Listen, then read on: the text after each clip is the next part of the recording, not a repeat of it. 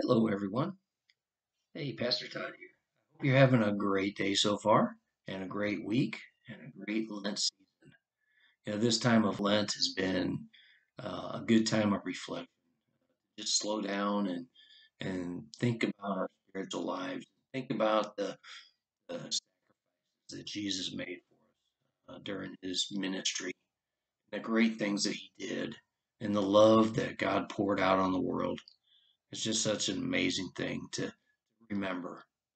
And so, I wanted to talk to you today about our devotion is about spiritual blindness. It, in my younger days, before becoming a Christ follower, this is just a thought I had as I was thinking about this devotion. In my younger days, before I became a Christ follower, I really thought that I had things figured out,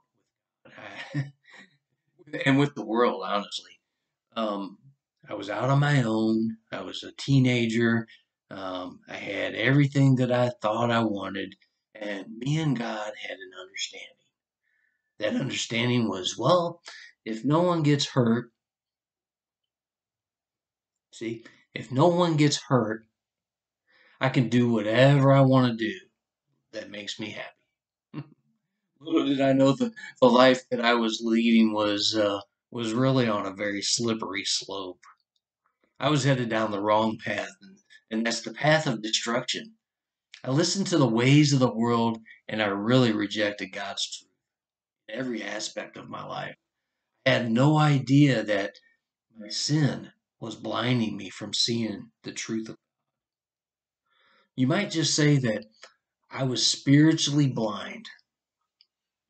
Now, just like the Jewish leaders in the story of when Jesus healed the blind man by spitting in the dirt and making the mud and rubbing it on his eyes and then having him go wash in the pool of Siloam, they thought they knew God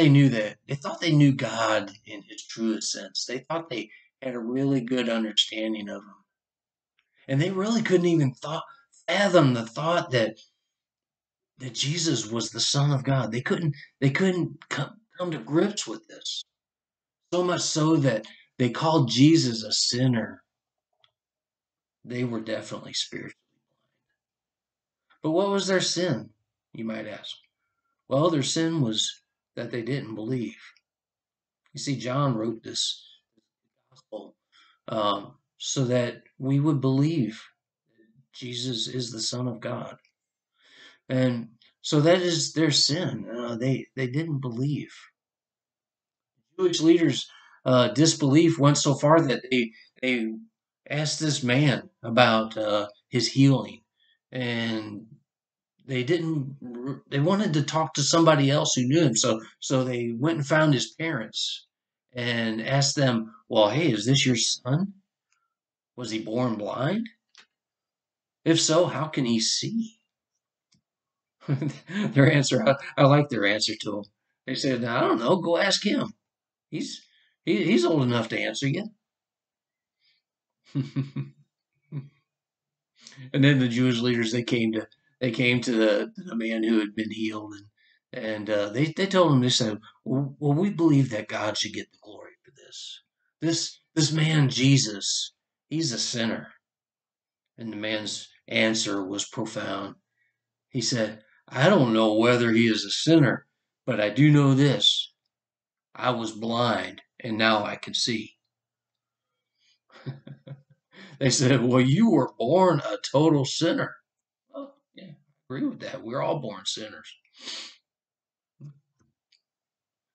then they said, are you going to try to teach us something? I mean, their pride was just all puffed up. You know, you think you can teach us something? We really know who God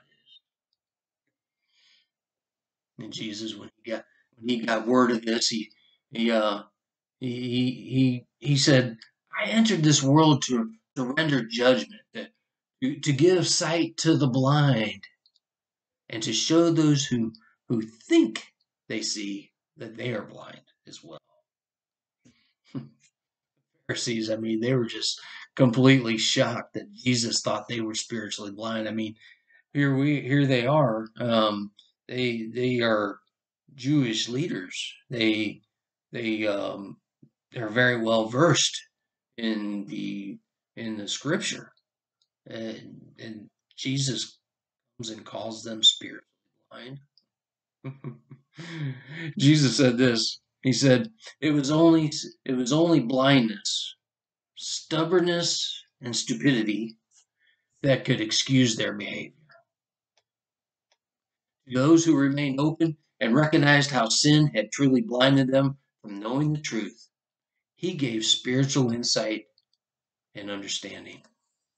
But he rejected those who had become complacent or self-satisfied and blind." Can I ask you a question today? In light of what we just heard about spiritual blindness, I want to ask you, where do you stand? I mean, it's easy to become complacent. It's easy to become satisfied. It's easy to become blind.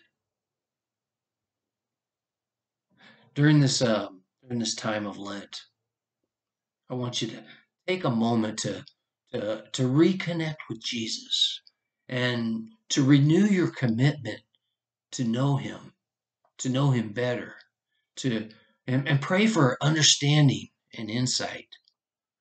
I want you to ask him to reveal and remove any complacency or self-satisfaction or stubbornness that may have set in over the years. That's easy to let happen, especially during this past year. It'd be easy to let it happen because just the fact that we're not all gathering together and whatnot, it could easily set in. So ask him to reveal these things to you, and ask him to to um to just take that away, and to renew within your spirit a knowledge of him and an understanding of the truth. Jesus is still in the business of healing, and he is such a healer. And so um I want to let you know at New Heart Church of the Nazarene, we want to pray with you. And if you want to connect with us, so that we can pray with you about these things too, I would love to do that. If you have a prayer request, hey, connect with us at newheartnazarene.org or on Facebook, New Heart Church of the Nazarene. We would love to pray with you, and that's where it all begins, in prayer, in our hearts. Well, I love you guys, and I hope you have a great week. And see you on. Take care. Bye.